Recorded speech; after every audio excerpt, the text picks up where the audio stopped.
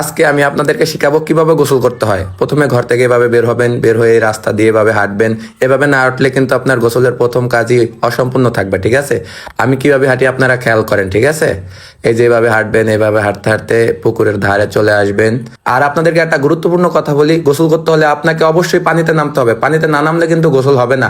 এবার গামছা রাখবেন, গামছা এভাবে রাখলে কিন্তু হবে না, গামছা ঠিক এইভাবে রাখতে হবে, ঠিক আছে? এরপর পুকুরে নামবেন। এইভাবে নামার দরকার নাই, আমাদের ঘাটলা পিছল, তাই আমি এভাবে নামতাছি। আপনি যেভাবে পারেন সেভাবে নামবেন, ঠিক আছে? এরপর আপনি পুকুরে নামবেন, পুকুরে নেমে ডুব দিবেন। ডুব দেওয়ার পরে আবার উঠবেন, উঠে এখন শ্যাম্পু দিতে হবে।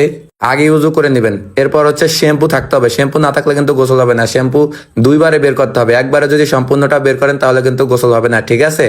এই যে দেখছেন আমি কিভাবে বের করছি। এটা হচ্ছে আমার প্রথম ব্লগ। আপনারা উৎসাহ দিলে আরো ব্লগ দেখতে পাবেন এভাবে। আজকে গোসলেরটা দিয়েছি, কালকে অন্য কিছুর ব্লগ দিব। বলেন আপনারা কি দেখতে চান। ডুব দিয়ে কিন্তু বেশিক্ষণ থাকা যাবে না, তাহলে কিন্তু গোসল হবে না, এটা সবসময় মাথায় রাখবেন। তাই আমি তাড়াতাড়ি উঠে পড়েছি যাতে আমার গোসলটা হয়। আজকের ভিডিওর মাধ্যমে আমি আপনাদেরকে পুরো গোসলের প্রক্রিয়াটা শিখিয়ে দিলাম। এর আগে মনে হয় আপনারা জানতেন না যে গোসল করতে হলে পানিতে নামতে হয়। আমাকে অতটা বেশি ধন্যবাদ দেওয়ার দরকার নাই, মোটামুটি ধন্যবাদ দিতে চাইলে কমেন্ট বক্স খোলা আছে।